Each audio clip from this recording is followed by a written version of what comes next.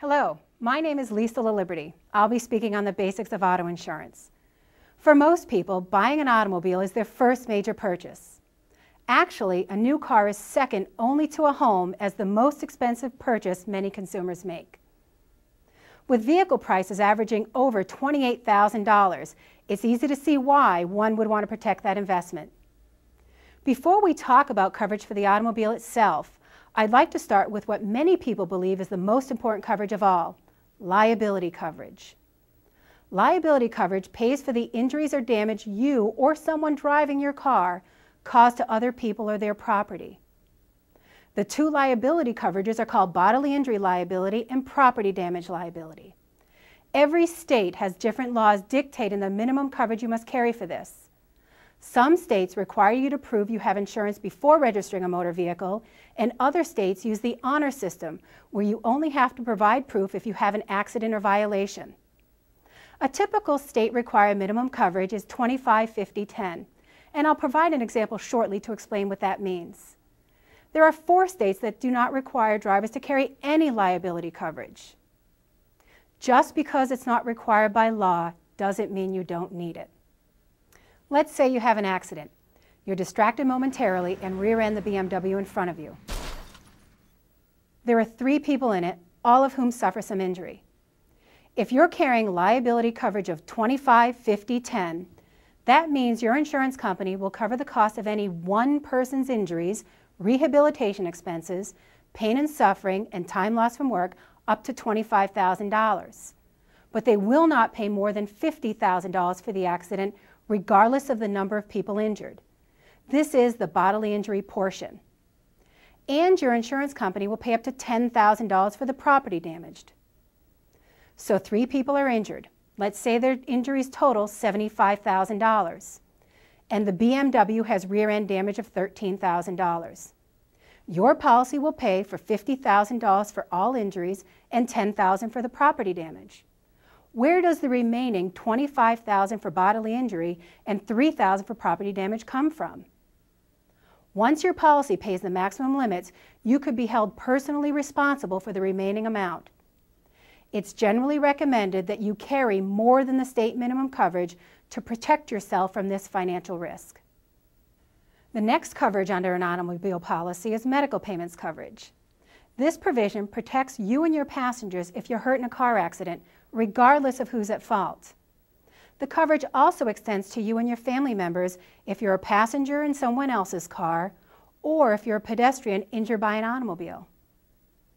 Medical payments coverage pays the medical bills resulting from an accident up to a per-person maximum, commonly $5,000.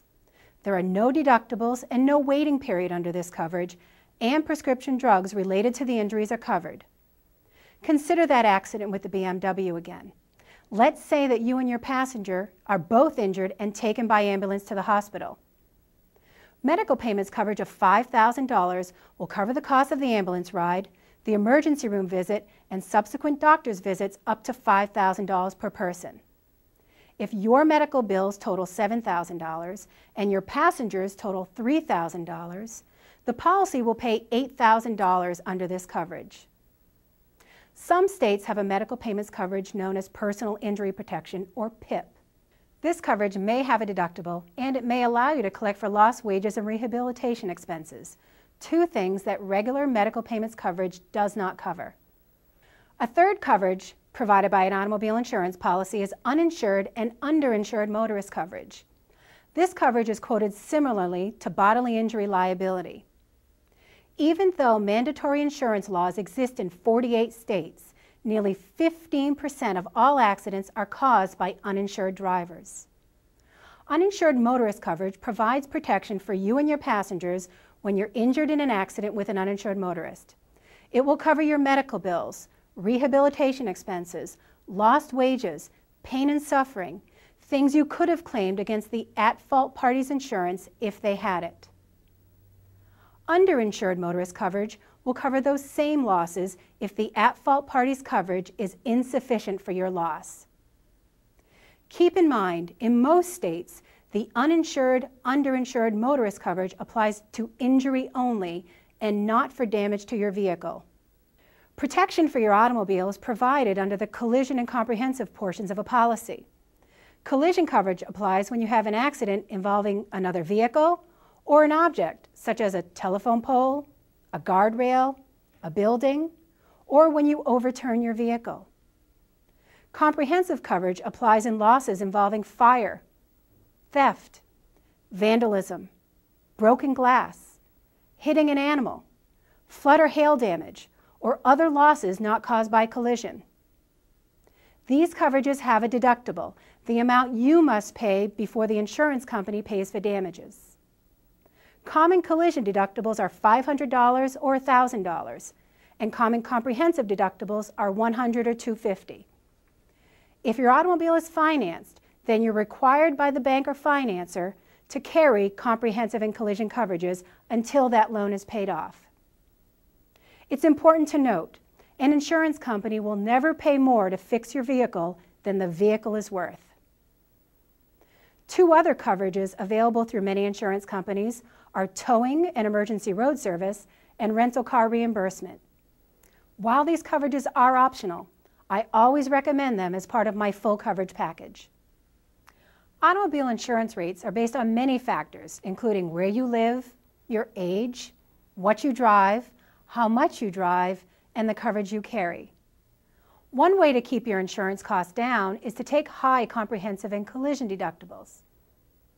As a vehicle gets older and is not financed, many people choose to drop these two coverages completely as a way to save money. Additionally, many people choose to pay for small claims out of their own pockets as a way to keep their rates down.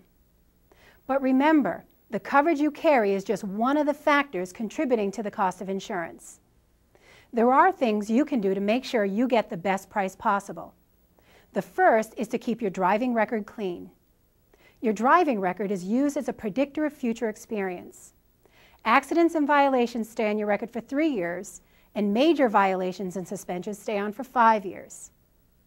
Many companies now use a scoring model that combines your driving record with a variety of other information, including certain elements of your credit history and prior insurance claims to determine your cost for insurance. This means that paying bills on time could affect your insurance rate, as could the number of claims you file on your policy.